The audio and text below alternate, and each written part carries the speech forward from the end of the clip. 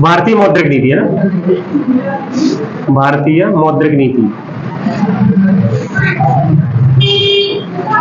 किसके द्वारा? आरबीआई के द्वारा। हाँ, क्वेश्चन सीधा सीधा यहाँ आता है, मौद्रिक नीति कौन जारी करता है? मौद्रिक नीति, हेलो, मौद्रिक नीति कौन जारी करता है? तो किसी भी देश का जो केंद्रीय बैंक होता है वो मौद्रिक नीति जारी करता है। ठीक है, डिजाइन है ना, डिजाइन कौन? केंद्रीय बैंक करता है, किसी भी देश का केंद्रीय बैंक, किसी देश का केंद्रीय बैंक, जैसे आरबीआई अपनी है ना, करता है ना। चलो, तो मौद्रिक नीति की सहायता से बैंक क्या करती है? आपूर्ति हो गई, मुद्रा की आपूर्ति और मुद्रा का निर्गमन, उसकी व्यवस्था को सही कर दी है ना। ठीक है, ब्याज दरों को नियंत्रित कर दी है ना, कभी ब्याज दर ज्यादा बढ़ाना है, कभी कम करना है, इस प्रकार से वो ब्याज दर को नियंत्रित करती है ना। साख को नियंत्रित करती है। साख मतलब अपन ये कह सकते हैं कि भाई बाजार में ज्यादा पैसा आ गया, तो ज्यादा पैसा आ गया तो फिर क्या होगा? इन्फ्लेशन बढ़ जाएगा, मुद्रा स्फीति बढ़ जाएगी है ना। कम पैसा रहा तो मंदी आ जाएगी। तो इन दोनों का बैलेंस कर दी है ना, कौन? मौद्रिक नीति की सहायता से आरबीआई करती है। ठीक है, क्वेश्चन आ जाए कि महंगाई हो गई, उसका मांग हो गई, खपत हो गई, निवेश हो गया, बचत हो गई। ठीक है, पूंजी निर्माण का आकार है ना, इन सब का निर्माण क्या करती है? आरबीआई करती है, किसकी सहायता से? मौद्रिक नीति की सहायता से है ना, इसका नियंत्रण करती है। ठीक है, फिर इसमें ठीक है, रोजगार सृजन से बात हो गई है ना, सामाजिक न्याय ये बात हो गई है ना। तो ये सब के लिए महत्वपूर्ण क्या है? महत्वपूर्ण मौद्रिक नीति है ना। तो मौद्रिक नीति में सबसे पहले CRR है ना, कुछ दरें हैं जिनको अपन क्या करते हैं? उनसे पढ़ते हैं, फिर उनसे ऊपर नीचे कैसे उनको नियंत्रित करते हैं वो देखेंगे। जैसे CRR, हिंदी में, इंग्लिश में इसमें cash reserve ratio, cash reserve ratio है ना। ठीक है, नगद आरक्षित अनुपात है ना, क्या बोलते हैं इसको? नगद आरक्षित है ना, आरक्षित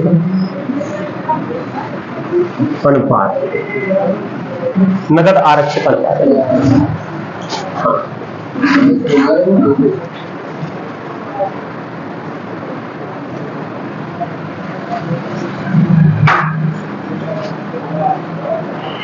ठीक है, तो कैश रिजर्व रेशो, जैसा कि नाम से ही है, नाम से ही क्या है? इसके नाम से इसकी डेफिनेशंस या आपको कुछ समझ में आता है ना। जैसे मैंने कहा नगद कोष अनुपात भी लिख सकते हैं, नगद कोष अनुपात भी, नगद आरक्षित अनुपात या फिर नगद कोष अनुपात। ठीक है, लिखने को तो बहुत कुछ है, क्या करेंगे तो थोड़ा सा लिखेंगे। आरबीआई एक्ट कब बना? 1934 में। तो आरबीआई एक्ट के अनुसार है ना, बैंकों को कुछ राशि कहां पर जमा करनी पड़ती है? आरबीआई के अंदर, वही होता है कैश रिजर्व रेशो है ना। समझ रहे हैं? कुछ राशि जमा करनी पड़ती है कहीं के पास? आरबीआई के पास है ना। क्यों जमा करनी पड़ती है? कि भाई कल को अगर है ना, मान के चलो मेरे पे उधार जाना आ रहा है, उधार जाना आ रहा है, अब मेरे पास कुछ होगा तो उसके हिसाब से उसे पटा दूंगा। अब मेरे पास कुछ है नहीं, उधार जाना हो गया, तो फिर क्या दिवालिया घोषित हो जाए ना हो जाएंगे।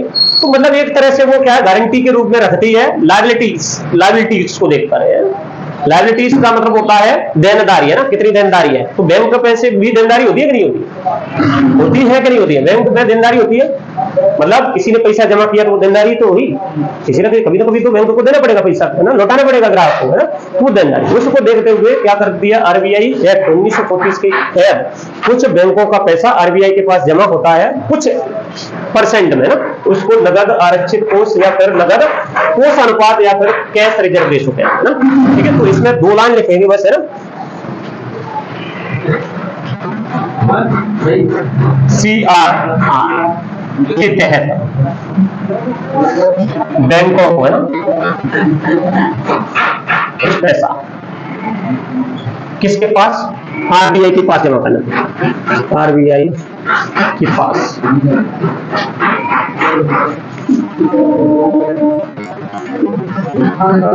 ठीक है, CRR 34 ठीक है। अब तुम कहते हो कि भाई ये पेपर में आता है, मैं कहता हूं कभी कभी एनालिसिस वाले पेपर होते हैं उसमें आता है। ठीक है, एनालिसिस वाले पेपर होते हैं तो क्या है, कुछ आइडिया तक ले सकते हैं। आइडिया आ जाता है कि भाई CRR वो होती है, SLR वो होती है, रेपो रेट वो होती है, और रिवर्स रेपो रेट वो होती है, तो उससे आइडिया मिलता है हमको ना, तो क्वेश्चन करा दे ना। ठीक है, ठीक है। तो RBI CRR को RBI एक्ट 1934 के तहत लागू किया, और ये सभी बैंकों के लिए अनिवार्य है। ठीक है, यह सभी बैंकों के लिए क्या है, अनिवार्य है।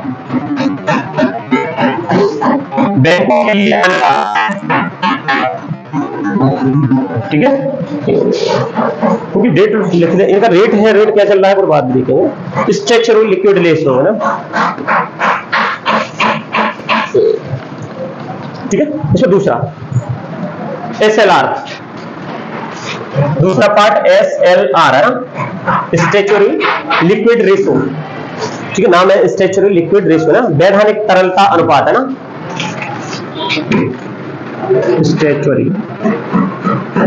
स्ट्रेचरी लिक्विड रेशो, लिक्विडिटी रेशो है ना, वैधानिक तरलता और अनुपात। वैधानिक तरलता, ठीक है।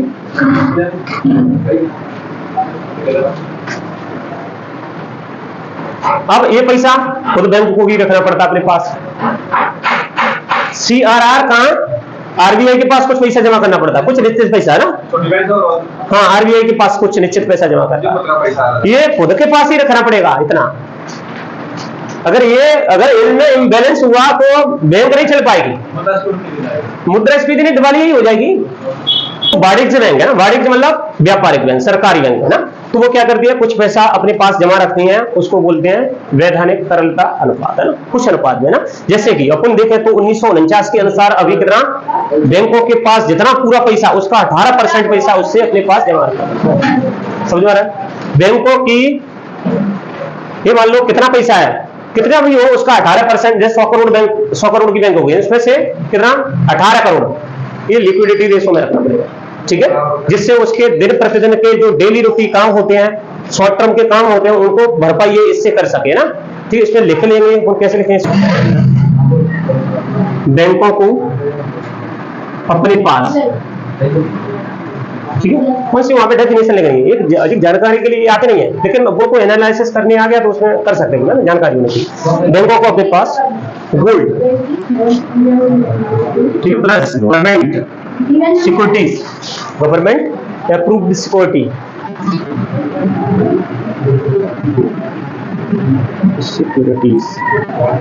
ठीक है, बॉन्ड हो गए के रूप में। ठीक है, ठीक है, के रूप में कुछ पैसा अपने पास रखना।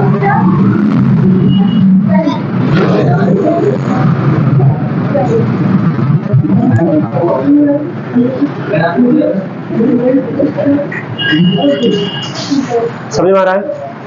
ठीक है, उदाहरण के लिए जैसे अपन लिख लेना है ना, इससे समझ में आ जाएगा तुम्हें ना। जैसे FD मतलब फिक्स डिपॉजिट है ना, तो बीच में क्या करते हैं, तोड़ते हैं तो उसका पेमेंट,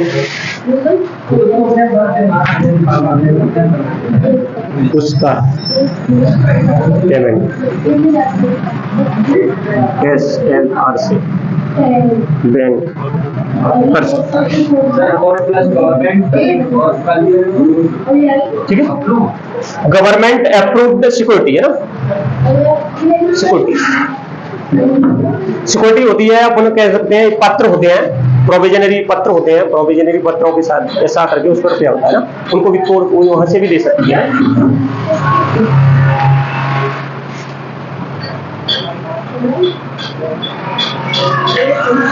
अभी वर्तमान में कितना है, अभी वर्तमान में 18% है ना।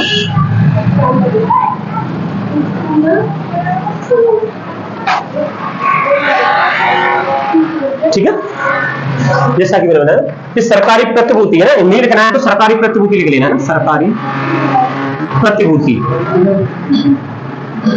प्रतिभूति छोड़ा हो गया ना।